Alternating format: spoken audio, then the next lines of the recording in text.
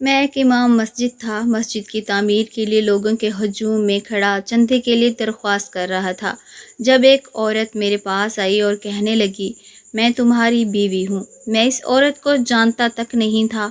मैंने बहुत इनकार किया, लेकिन वो बात ज़िद ही रही। जब मैंने इससे सबूत मांगा तो इसने एक ऐसी चीज़ दिखाई कि मेरे पाँव तले ज़मीन निकल गई। मेरी उम्र 32 साल थी, लेकिन मेरी शादी अभी नहीं हुई थी।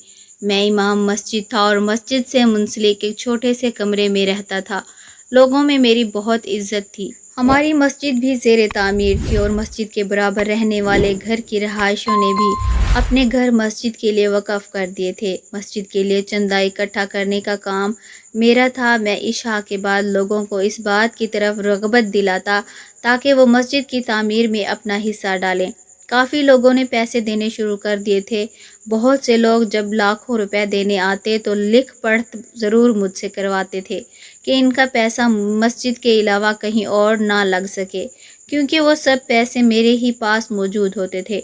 मगरिब के बाद मैं कुछ देर बाग में चहलकदमी के लिए ज़रूर चला जाता था।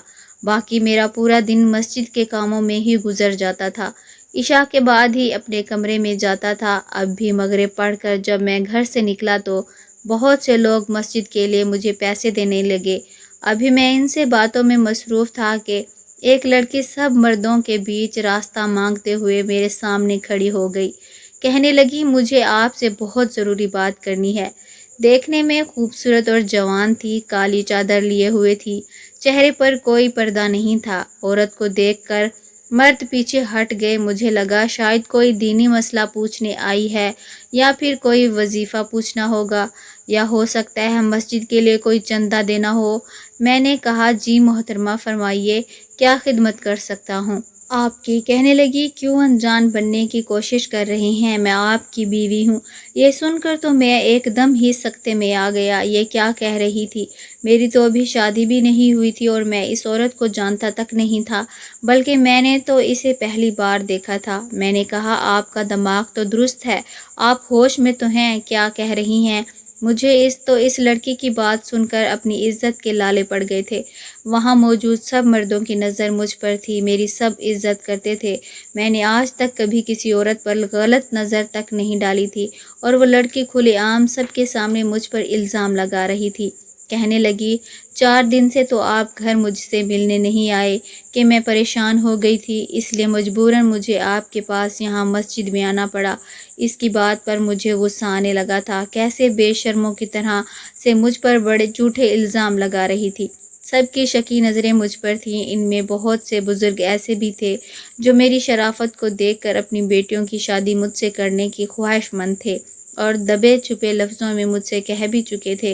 मैं चाहता कि मस्जिद की तामीर से फ़ारिग हो जाऊं तो शादी के बारे में भी सोचूंगा, लेकिन ये औरत मुझे बदनाम कर रही थी। मैंने इससे कहा कि एक औरत होते हुए आपको शर्म नहीं आती किसी गैर मर्द के साथ इस किस्म की बात करते हुए? मैं आपको जानता तक नहीं हूँ, कभी आपको देखा तक नहीं है, और आप हैं कि बिना लिहाज मुझे बदनाम करने की कोशिश कर रही हैं। दिन रात मैं मस्जिद में रहता हूँ। सब लोग जानते हैं कि मैं कहीं नहीं जाता। मेरी बात सुनकर बहुत से लोग कहने लगे, बीबी, तुम्हें शर्म आनी चाहिए, एक नेक और दीनदार शख्स पर ऐसा घटिया इल्ज़ाम लगाते हुए। हम जानते हैं कि मौलाना साहिब हर वक्त मस्जिद में ही होते हैं। जी नहीं, आपकी इत्तला के लिए अर्ज़ है कि ये रोज़ मगरिब के बाद इशा तक मस्जिद में नहीं होते। इस वक्त ये मेरे साथ होती हैं। ये सुनकर मैं दंग सा रह गया कि वो मेरी रोज़ की रूटीन से भी वाकिफ़ थी और कैसे फराटे से झूठ बोल रही थी, मुझ पर इल्ज़ाम लगा रही थी। मैंने कहा, मैं बाग में चहलकदमी के लिए जाता हूँ। वो लड़की मुझे देखकर कहने लगी, मौलाना साहिब, आपने मुझसे निकाह किया है, कोई गुनाह तो नहीं किया जो यूं सबसे छुपाते फिर रहे हैं? इस लड़की की बात पर तो मैं अब अपे से बाहर होने लगा। एक के बाद एक झूठ वो मुसलसल बोले जा रही थी। देखो मोहतरमा, मैं तुम्हारा बहुत लिहाज कर रहा हूँ, इसलिए औरत होने का नाजायज़ फ़ायदा मत उठाओ और निकलो यहाँ से। मैं तुम्हें जानता तक नहीं हूँ, और मुझे क्या ज़रूरत पड़ी है कि मैं तुमसे खुफिया निकाह करता फिरूं? मुझे गुस्सा आने लगा था। बेशक मैं बहुत ज़िद्दत का मुज़ाहरा कर रहा था, लेकिन आखिर कब तक करता? बहुत से लोग जानते थे कि मैं मगरिब से इशा तक मस्जिद में नहीं होता। काफ़ी लोग ये बात नहीं जानते थे کہ میں باغ میں چہل قدمی کے لیے جاتا ہوں، اور نہ ہی میں ہر ایک کو بتا کر جاتا تھا۔ لوگوں کی مشکوک نظریں مجھ پر اٹھنے لگی تھیں، اور ایک عزت دار مرد کے لیے ایسی نظریں بھی بہت زیادہ اذیت دیتی ہیں۔ میں وہاں سے واپس مسجد کی طرف جانے لگا، لیکن وہ عورت میرے سامنے آ کر کھڑی ہو گئی، رونے لگی، کہنے لگی، سرتاج، مجھ سے ایسی کیا کوتاہی ہو گئی ہے جو آپ مجھ سے ایسا بیگانگی والا سلوک کر رہے ہیں؟ میں تو آج تک آپ کی کوئی بات نہیں ٹالی، نہ جانے کیوں وہ میری شرافت کا کڑا امتحان لے رہی تھی۔ میں نے آپ جناب کو بالائے طاق رکھ کر غصے سے انگلی اٹھا کر اسے تنبیہ کرتے ہوئے کہا، میں تمہارا کچھ نہیں لگتا، اب اگر تم نے مجھ پر کوئی بھی الزام لگایا تو میں تمہیں پولیس کے حوالے کر دوں گا۔ میری آنکھیں اس وقت قہر برسا رہی تھیں، وہ اپنے چہرے پر بے چارگی اور مسکینی ڈالے خود کو سچا ثابت کرنے کی کوشش کر رہی تھی۔ کہنے لگی، میرے پاس سارے ثبوت ہیں کہ آپ ہی میرے شوہر ہیں۔ اس نے اپنے کندھے پر لٹکے پرس کو کھولا اور کچھ کاغذات میرے حوالے کیے۔ بہت سے لوگ میرے پاس آ کر وہ پیپر دیکھنے لگے۔ وہ دیکھ کر میرے پاؤں تلے زمین ہی نکل گئی تھی۔ وہ نکاح نامہ تھا، جہاں میرا شناختی کارڈ نمبر بھی ٹھیک لکھا تھا اور اس کی کاپی بھی ساتھ اٹیچ تھی، اور اس عورت کا بھی میرے دستخط بھی ویسے ہی ہوئے تھے جیسے میں کرتا تھا، کوئی فرق نہیں تھا۔ ان دستخطوں میں میرا تو دماغ گھوم کر رہ گیا تھا۔ بھلا یہ سب اس عورت کے پاس کیسے آ سکتا ہے جسے میں نے آج ہی پہلی بار دیکھا ہے، اور اس نے یہ سب کیسے حاصل کیا؟ میری عقل سوچنے سے قاصر تھی۔ ابھی یہ بات ہی میں سوچ نہیں پا رہا تھا کہ جب اس نے اپنا موبائل نکال کر مجھ سے اس میں اپنی اور میری تصویریں بھی دکھا دیں، جہاں میں تو سفید شلوار قمیض میں کھڑا تھا اور وہ ایک سرخ سے لباس میں تھی۔ سب لوگ بڑی دلچسپی سے یہ سب دیکھ رہے تھے۔ میری عزت کا جنازہ نکل گیا تھا۔ میں نے وہ پیپر اور موبائل اس عورت کے ہاتھ میں رکھا اور کہا کہ میں نے تم سے کوئی نکاح نہیں کیا، کیا تم جھوٹ بول رہی ہو؟ اس لیے یہاں سے جاؤ۔ میری بات سن کر وہ لڑکی واویلا مچانے لگی، کہنے لگی، اب تو میں نے سارے ثبوت دے دیے ہیں، اب آپ سب لوگ ہی مجھے انصاف دلائیں، یہ میرے شوہر ہیں۔ اس چالاک عیار لڑکی کی بات سن کر اب تو سب ہی خاموش تماشائی بنے کھڑے تھے۔ میرا تو رنگ پھیکا سا پڑ گیا تھا۔ میری برسوں کی کمائی عزت خاک میں مل گئی تھی، وہ بھی بنا کسی قصور کے۔ نہ جانے وہ لڑکی کون تھی اور اتنا بڑا جھوٹ کیوں بول رہی تھی۔ سب لوگ مجھے شک بھری نظروں سے دیکھنے لگے تھے۔ مولانا صاحب، آپ نے نکاح کر ہی لیا ہے تو اب مان بھی لیں، اس لڑکی کے پاس سارے ثبوت ہیں۔ میں یوں تھا کہ ابھی رو دوں گا۔ میں نے خدا کے لیے میرا اعتبار کریں، میں اس لڑکی کو جانتا تک نہیں ہوں۔ میں نے اس سے کوئی نکاح نہیں کیا، اور اگر مجھے شادی کرنی ہی ہوتی تو میں چھپانے کی کیا ضرورت تھی؟ میں سب کو بتا کر بھی کر سکتا تھا۔ میری بات پر کسی کو اعتبار نہیں آ رہا تھا۔ ایک شخص کہنے لگا، مولانا صاحب، آپ بھی ایسا کوئی ثبوت پیش کر دیں جس سے یہ لڑکی جھوٹی ثابت ہو جائے۔ میرے پاس تو ایسا کوئی کاغذی ثبوت نہیں تھا جو میں پیش کرتا۔ میں نے کہا، یہ لڑکی میرے ساتھ چال چل رہی ہے، اس لیے یہ جھوٹے ثبوت اکٹھے کر کے لائی ہے۔ مجھے کیا علم کہ یہ میرے ساتھ کون سا کھیل کھیلنے والی ہے جو میں ایسے ثبوت اکٹھے کرتا۔ میری بات سن کر وہ لڑکی بے ساختہ بولی، میں ایک عورت ہو کر بھلا کیوں ایسا جھوٹ بولوں گی؟ کسی غیر مرد کو اپنا شوہر کہوں گی؟ جسے ایسا جھوٹ بولنے سے مجھے تو میری عزت کا خطرہ ہے، میں بھلا ایسا جھوٹ کیوں بولوں گی؟ اگر آپ کو گواہ چاہیے تو میں ابھی اپنے ابا اور بھائی کو بھی بلا لیتی ہوں، جن سے انہوں نے میرا رشتہ مانگا تھا اور جن کے سامنے میرا ان سے نکاح ہوا ہے۔ نہ جانے کیوں میں اس لڑکی کے جھوٹ پر بدحواس سا ہونے لگا تھا۔ اس لڑکی نے فون کر کے 2 مردوں کو اور بلا لیا جو اس لڑکی کا ساتھ دینے لگے۔ بحث طویل ہو چکی تھی، بہت سے امام اور مفتی بھی جمع ہو گئے۔ نکاح نامے پر حکومت کی اسٹیمپ بھی موجود تھی۔ نکاح نامہ اصلی تھا، سارے ثبوت ٹھیک تھے، شک کی کوئی گنجائش نہیں تھی۔ اب مفتی حضرات مجھے شک بھری نظروں سے دیکھ رہے تھے۔ پھر 2 مولانا جو میرے ساتھی بھی تھے مجھے الگ کمرے میں لے گئے، کہنے لگے، ظفر، اگر تم سے کوئی غلطی ہو گئی ہے اور تم نے چھپ چھپا کر نکاح کر لیا ہے اور اب اپنی عزت کی خاطر مکر رہے ہو تو دیکھو یہ غلط اور گناہ ہے۔ تم ایک پاکیزہ رشتے سے انکار کر رہے ہو۔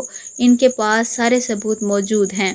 तुम मान जाओ तो हम बात संभाल लेंगे। मेरी आंखें भर आई थीं। मैंने इनके सामने हाथ जोड़कर कहा, मैंने इस लड़की से कोई निकाह नहीं किया। आप लोग क्यों मुझे झूठा साबित कर रहे हैं? मैं कैसे किसी लड़की को बिना निकाह के अपने साथ रख सकता हूँ? कहने लगे, निकाहनामा असली है, शनाख्ती कार्ड नंबर तुम्हारा दुरुस्त है, साइन तुम्हारे बिल्कुल वही हैं, तुम्हारी तस्वीर इस लड़की और इसके वालिद और भाई के साथ मौजूद है। फिर हम क्या समझें कि कैसे सच्चा समझें? मैंने कहा, इसका एक ही हल है। मेरे पास वो लड़की अगर ये कहती है कि मैंने इससे निकाह किया है तो मैं सबके सामने उसे तलाक दे देता हूँ। किस्सा यहीं ख़त्म हो जाएगा, क्योंकि मेरा अल्लाह जानता है कि वो लड़की मेरे लिए गैर महरम है। मैं एक छत के नीचे इस लड़की के हमरा एक मिनट नहीं रहूँगा। मेरी बात सुनकर वो मुफ्ती साथी बाहर निकल गए। फिर मुझे एक और साथी बुलाने आ गया। वो लड़की सुस्कियों से रो रही थी। मेरे सामने हाथ जोड़कर बोली, खुदारा ज़फ़र साहिब, मुझे तलाक मत दें। मुझसे ऐसी कौन सी गलती हो गई है? मैं सबके सामने आपसे माफ़ी मांग लेती हूँ, मुझे तलाक मत दें। मैंने गुस्से से अपना रुख बदल दिया। इसके वालिद की सफ़ेद दाढ़ी थी, आंखों में आंसू भरे। कहने लगे, ठीक है, ये मेरी बेटी को तलाक देना चाहते हैं तो पहले हक महर का इंतज़ाम भी कर लो, जो कि 20 लाख है। ये सुनकर मेरे औसान खता हो गए थे। इतनी बड़ी रकम हक महर में एक बाद एक धमाका था जो वो लोग मुझ पर कर रहे थे। मैं गरीब सा सादा सा बंदा, इमामत का हदिया मुझे 20,000 बमुश्किल मिलता था। भला इतनी बड़ी रकम मैं कैसे हक महर में लिखवा सकता था? अब मैं बुरी तरह से परेशान होकर रह गया था। एक गैर औरत को बिना निकाह के अपने घर नहीं ले जा सकता था और नकली निकाह की, नकली तलाक की रकम मेरी बिसात से बाहर थी। मैं एक अजीब व गरीब मुश्किल का शिकार हो गया था। वहाँ मौजूद सब लोग इस किस्म की बात पर अजीब से सिचुएशन का शिकार हो चुके थे। मेरे पास अब बस एक ही रास्ता बचा था। मैंने कहा, मेरा अल्लाह जानता है कि मैंने इस लड़की से कोई निकाह पहले नहीं किया, लेकिन इसके पास सारे झूठे सबूत मौजूद हैं दुनिया के सामने। बेशक ये सच्ची और मैं झूठा हूँ, लेकिन मेरा अल्लाह गैब के इल्म को जानता है। मैंने इस लड़की से पहले कोई निकाह नहीं किया। जो रकम हक महर पर इस लड़की ने लिखी है वो मेरी बिसात से बाहर है, इसलिए आप मेरा इससे निकाह पढ़वा दें। बिना निकाह के मैं इसे अपने घर हरगिज़ लेकर नहीं जाऊंगा। फिर यही तय पाया कि निकाह को दोबारा कर दिया जाए। मेरा निकाह इस लड़की से पढ़वा दिया गया जिससे मुझे कुछ देर पहले ही शदीद नफ़रत सी हो गई थी। ऐसी अजियत तो मैंने कभी सोची भी ना थी। मैं इसे मस्जिद से मुंसलिक कमरे में ले आया जहाँ मैं रहता था। वो घर इतना छोटा था कि बस एक कमरा और छोटे से सहन पर मुश्तमिल था। घर में दाखिल होने के बाद मैंने सहन में चारपाई बिछाई और तकिया रख कर लेट गया। वो वहीं सहन में काली चादर पहने खड़ी मुझे देख रही थी। मैंने गुस्से से इसे कहा, सामने कमरे में चली जाओ और कोशिश करना मुझे अपनी शक्ल मत दिखाना। ये करना वो खामोशी से कमरे में चली गई। मेरे सीने में तो कोई अलाव दहक रहा था। मैं एक यतीम लड़का था। माँ बाप की हादसाती मौत के बाद चचा के पास रहने लगा, लेकिन चची मुझे बर्दाश्त नहीं करती थी। चचा से रोज़ लड़ती थी। वो तंग आकर मुझे इसी मस्जिद के मदरसे में हिफ्ज़ के लिए ऐसा छोड़ कर गए कि फिर वापस नहीं पलटे। मैंने कुरान मजीद हिफ्ज़ किया और उर्दू अंग्रेज़ी की थोड़ी सी तालीम हासिल की। इसी मस्जिद की इमामत पर मामूर हो गया। मेरी शराफत और झुकी नज़रों पर सब ही मेरी बहुत तारीफ़ करते थे। कोई औरत सामने आती तो मैं इसे कभी इतने गौर से ना देखता कि इसके खुदो-खाल मेरे जहन में रह जाएं। फ़ौरन इससे अपनी नज़रें झुका लेता था कि ये गुनाह है और अल्लाह की लो और इसका खौफ मेरे दिल में ऐसा घर कर चुका था कि कभी भी अपनी शादी के बारे में सोचता तो ये ख्याल आता कि आज तक किसी औरत को मैंने आंख भर कर नहीं देखा। मुझे आदत ही कहाँ है औरत के चेहरे को इतना गौर से देखने की। मेरी तो नज़रें फ़ौरन से झुक जाती हैं। फिर बीवी को कैसे देख पाऊँगा? अगर ये कहा जाए कि मुझ में हया का अंसर आम मर्दों से कुछ ज़्यादा था तो गलत ना होगा। लोग मेरी बहुत इज़्ज़त करते थे। मेरी शराफत की गवाही मेरी मस्जिद और मस्जिद के साथ मुंसलिक मदरसे के आलिम मुफ्ती भी देते थे। लेकिन आज इस लड़की ने मेरी इज़्ज़त को खाक में मिलाकर रख दिया था। सब मेरी शराफत और पाकीज़गी को ढोंग समझने लगे थे। ना चाहते हुए भी मेरी आंखों से आंसू बहने लगे। मस्जिद में तो मैं सबके सामने ज़बत का दामन नहीं छोड़ा, लेकिन अब इन तन्हाई में खुद पर अख्तियार खो बैठा था। मैं दबी दबी सस्कियों से साथ रोता रहा। मेरे आंसू तकिए में गिर कर जज़ब होते रहे थे। एक इज़्ज़तदार मर्द के लिए ये बात छोटी नहीं होती कि कोई औरत इसे یوں سب کے سامنے اس کے کردار کو مشکوک کر دے۔ اس لڑکی کو اپنانا میری مجبوری تھی، پھر 20 لاکھ کا حق مہر بھرنا میرے اختیار میں نہ تھا، لیکن مجھے وہ اتنی بری لگ رہی تھی کہ مجھے اس کا چہرہ دیکھنا بھی گوارا نہیں تھا۔ چھوٹے سے گھر میں بس ایک ہی واش روم تھا اور وہ کمرے میں تھا۔ میں روتے روتے کچھ دیر ہی سویا تھا کہ تہجد کے وقت میری آنکھ کھل گئی، کیونکہ میں پابندی سے تہجد پڑھتا تھا۔ کچھ دیر چارپائی پر ہی بیٹھا رہا کہ اندر کیسے جاؤں۔ میں ذہنی طور پر نکاح کے لیے تیار نہیں تھا۔ جو کچھ ہوا تھا مجبوراً ہوا تھا، اچانک سے ہوا تھا۔ کسی خاتون کے کمرے میں یوں جانا میرے لیے ایک آزمائش سا تھا جو زبردستی میری بیوی بن گئی تھی۔ کچھ دیر تو میں یہ سوچتا رہا کہ کیا کروں، پھر خیال آیا کہ وہ سو رہی ہوگی، چپکے سے اندر چلا جاتا ہوں اور وضو کر کے لوٹ آؤں گا۔ جب میں کمرے میں داخل ہوا تو کمرے میں ہلکی سی روشنی تھی۔ وہ لڑکی جائے نماز بچھائے سجدے میں تھی۔ میں نے پہلے تو اسے حیرت سے دیکھا، پھر خود کو جھٹک کر واش روم چلا گیا۔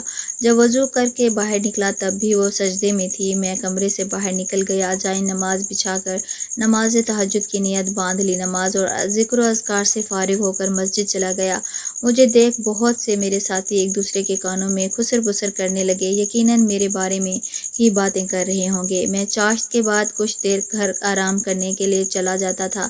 پورا دن میں مسجد میں گزارا کرتا، گھر عشاء کے بعد ہی لوٹا تھا۔ گھر صاف ستھرا تھا، کھانے کی خوشبو بھی آ رہی تھی۔ بھوک تو مجھے لگی تھی، دوپہر میں کھانا مدرسے میں ہی کھا لیا تھا۔ گھر پر راشن موجود تھا۔ میں عشاء کے بعد گھر جا کر کچھ نہ کچھ خود ہی بنا لیا کرتا تھا۔ بھوک نہ ہونے کے باوجود میں نے اپنی چارپائی بچھائی اور لیٹ گیا۔ وہ لڑکی کچن سے باہر نکلی، اسی کل والے لباس میں تھی، چادر پوری سر پر لپیٹ رکھی تھی۔ کہنے لگی، کھانا تیار ہے، آپ کا کھانا یہیں صحن میں لگا دوں؟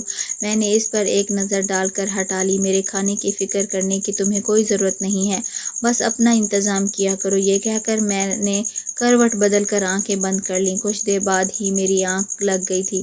تہجد کے وقت وہ مجھے پھر سے سجدے میں نظر آئی۔ مجھے لگا اپنے گناہوں کی توبہ مانگ رہی ہوگی، لیکن کسی انسان کے ساتھ کی گئی زیادتی تب تک معاف نہیں ہوتی جب تک کہ وہ خود معاف نہ کر دے۔ میرے دل میں بار بار یہ ابال آنے لگا تھا کہ اس عورت سے پوچھوں تو صحیح کہ اس نے میرے ساتھ ایسا کیوں کیا۔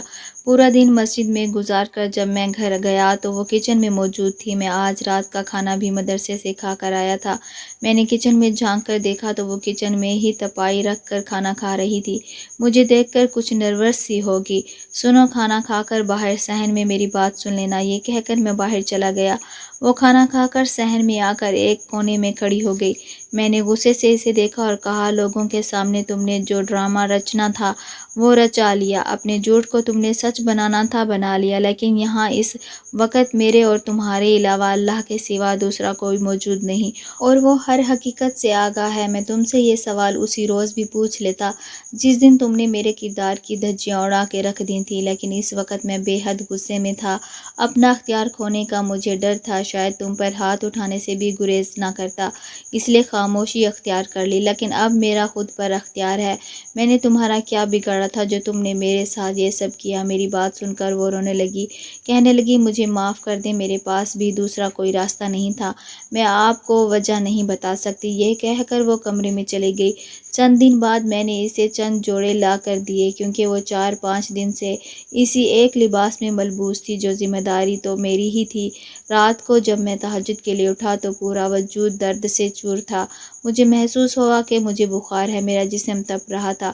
بمشکل ہی میں نے فجر پڑھائی اور گھر لوٹ آیا۔ مجھے تیز بخار ہو چکا تھا۔ میں صحن کی چارپائی پر لیٹ گیا۔ میری بیوی نے جب مجھے یوں بیمار دیکھا تو میرا بہت خیال رکھنے لگی۔ اس وقت میں بھی بے بس تھا، کیونکہ بخار کی شدت کی وجہ سے اس کے سہارے کی مجھے ضرورت تھی۔ مجھے دوا بھی وہ خود دیتی، کھانا ناشتہ بھی بنا کر دیتی، رات بھر میری تیماد داری میں جاگتی بھی رہتی تھی۔ نہ چاہتے ہوئے بھی میرا دل اس کی طرف مائل ہونے لگا تھا۔ بس ایک ہی سوال مجھے چین نہیں لینے دیتا تھا کہ اس نے میرے ساتھ ایسا کیوں کیا۔ چند دن بعد میں ٹھیک ہو گیا تھا۔ رات کو جب میں گھر آیا تو پہلی بار اس سے کھانا خود سے مانگا۔ وہ خوشی سے چہکنے لگی تھی۔ فوراً اسے کھانا گرم کر کے میرے سامنے رکھ کر وہاں سے جانے لگی۔ میں نے کہا، ادھر میرے پاس بیٹھ کر میرے ساتھ کھانا کھاؤ۔ میری بات سن کر وہ مجھے خوشگوار حیرت سے دیکھنے لگی، چپ چاپ میرے ساتھ سامنے دسترخوان پر بیٹھ گئی۔ کھانے کے دوران میں اسے گاہے بگاہے اسے دیکھنے لگا۔ اچھی خاصی خوبصورت تھی۔ اب تک جتنا میں اسے جان پایا تھا کہ وہ بری نہیں تھی۔ پھر وہی سوال کہ اس نے یہ طریقہ کیوں اپنایا۔ کھانے کے بعد وہ کچن میں برتن دھونے لگی۔ میں نے اپنے لیے آج چارپائی نہیں بچھائی تھی۔ میں اپنے کمرے میں جا کر لیٹ گیا تھا۔ رات کو جب وہ کمرے میں آئی تو حد درجہ گھبرائی ہوئی تھی۔ اسے دیکھ کر میں اٹھ کر بیٹھ گیا۔ میں نے اسے کہا ادھر میرے پاس آ کر بیٹھو۔ وہ چھوٹے چھوٹے قدم اٹھاتی ہوئی میرے پاس آ کر بیٹھ گئی۔ میں نے اس کا ہاتھ تھام لیا جو اس وقت برف کی مانند ٹھنڈا ہو رہا تھا۔ بہت پیار خاور اپنایت سے میں نے یہ بات کرنی شروع کی۔ تم اب میری بیوی ہو اور میں تمہارے ساتھ اپنے رشتے کی ابتدا کرنا چاہتا ہوں، لیکن اس کے لیے ضروری ہے ہمارے درمیان کوئی جھوٹ اور دھوکہ شامل نہ ہو۔ ہم سچ بول کر اپنے رشتوں کو شروع کریں۔ میں نے تمہاری ہر غلطی کو معاف کیا، گویا کہ یہ مجھے جیسے شخص کے لیے ناممکن سی بات ہے جس کے لیے اس کی عزت سب سے پہلے اہمیت رکھتی تھی، لیکن تم نے میری خدمت بہت کی ہے۔ تم اچھی عادات اور اعتبار کی مالک ہو، لیکن مجھے سچ جاننا ہے۔ میری بات سن کر اس نے نظریں بدلی تھیں، پھر کہنے لگی ہمارا چھوٹا سا گھر اس پارک کے سامنے ہے جہاں آپ مغرب کے بعد آتے تھے۔ میں وہاں آپ کو روز دیکھتی تھی۔ آپ بہت شریف انسان تھے۔ میرے والد ایک موچی ہیں، بھائی ابھی گورنمنٹ اسکول میں پڑھ رہا ہے۔ میرے لیے رشتے تو بہت آتے تھے، لیکن میرے والد کے پاس مجھے دینے کے لیے جہیز نہیں تھا۔ میرے پاس ایک موبائل موجود تھا جس میں آپ کی تصویر کھینچتی رہتی تھی۔ جب بھی آپ مغرب کے بعد پارک بینچ پر نظریں جھکا کر بیٹھ جاتے تھے، میں آپ کی تصویر کھینچ لیتی۔ ایک بار محلے کے ایک بدمعاش کی مجھ پر نظر پڑ گئی۔ وہ ابا کو دھمکانے لگا کہ اگر تم نے اپنی بیٹی کی شادی مجھ سے نہ کی تو اسے اٹھا کر لے جاؤں گا۔ ابا بہت پریشان تھے۔ میں نے اماں سے کہا کہ آپ ابا سے کہیں کہ میری شادی مسجد کے امام سے کروا دیں۔ ابا نے مسجد کے ایک شخص سے بات بھی کی، لیکن آپ نے شادی سے منع کر دیا۔ میں نے آپ کی تصویروں کو اپنے اور بھائی اور والد کی تصویروں کے ساتھ جوڑ لیا۔ میں نے اپنے بھائی سے کہا کہ کسی بھی طریقے سے وہ آپ کے سائن حاصل کر لے۔ میرا بھائی مدرسے میں چندہ دینے کے بہانے سے آپ کے پاس آیا تھا۔ اس وقت رش بہت تھا۔ اس نے آپ سے کہا کہ وہ ایک معقول رقم آپ کو دے گا، لیکن آپ کو ان صفحات پر سائن کرنا پڑے گا۔ اس میں لکھا ہے کہ آپ حلفاً یہ کہیں گے یہ پیسہ مسجد کی تعمیر میں ہی استعمال ہوگا، مسجد کی آڑ میں اسے اپنے استعمال میں نہیں لیا جائے گا۔ آپ کے پاس اس وقت رش بہت زیادہ تھا۔ آپ نے بنا پڑھے ہی اپنے سائن نکاح نامے پر کر دیے، شناختی کارڈ نمبر بھی اور کاپی بھی اٹیچ کر دی، کیونکہ وہاں بہت سے لوگ بڑی بڑی رقم دینے سے پہلے ایسا ہی لائحہ عمل اختیار کر رہے تھے۔ میرا بھائی رش سے فائدہ اٹھا کر آپ سے سائن کروا کے وہاں سے آ گیا۔ جس دن میں نے یہ ڈرامہ رچا، اسی دن رات کو وہ بدمعاش مجھے لے جانے کی دھمکی ابا کو دے کر گیا تھا۔ میں جانتی تھی آپ نیک انسان ہیں، مجھ سے نکاح کیے بنا اپنے گھر نہیں لے کر جائیں گے۔ اپنی نیک نامی اور شرافت کے تذکرے ہم سب گھر والوں نے سن رکھے تھے۔ اس کی باتیں سن کر مجھے حیرت ہوئی تھی، لیکن پھر یہ بھی احساس ہوا کہ اس نے جو کچھ بھی کیا اپنے بچاؤ کے لیے ہی کیا تھا۔ میں نے اسے معاف کر دیا اور ہم ہنسی خوشی زندگی گزارنے لگے۔ 1 سال کے بعد اللہ تعالیٰ نے ہمیں رحمت سے بیٹی سے نوازا۔ میری بیوی بہت نیک تہجد گزار ہے، میرا بہت خیال رکھتی ہے اور ہماری زندگی اب خوشی خوشی گزر رہی ہے، اور مسجد والے بھی ہمارا ادب احترام اسی طرح کرتے ہیں جیسے پہلے کیا کرتے تھے۔ محترم ناظرین، اللہ پاک سے دعا کرتے ہیں کہ یا اللہ پاک قرض سے، مرض سے، بری آفات سے، بری بلاؤں سے نجات عطا کر۔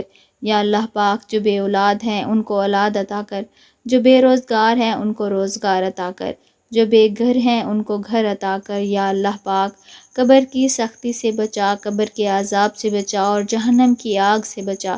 اللہ پاک ہمارے کبیرہ صغیرہ گناہوں کو معاف فرما، ہمیں 5 وقت کا نمازی اور ماں باپ کا فرما بردار بنا۔ آمین ثم آمین۔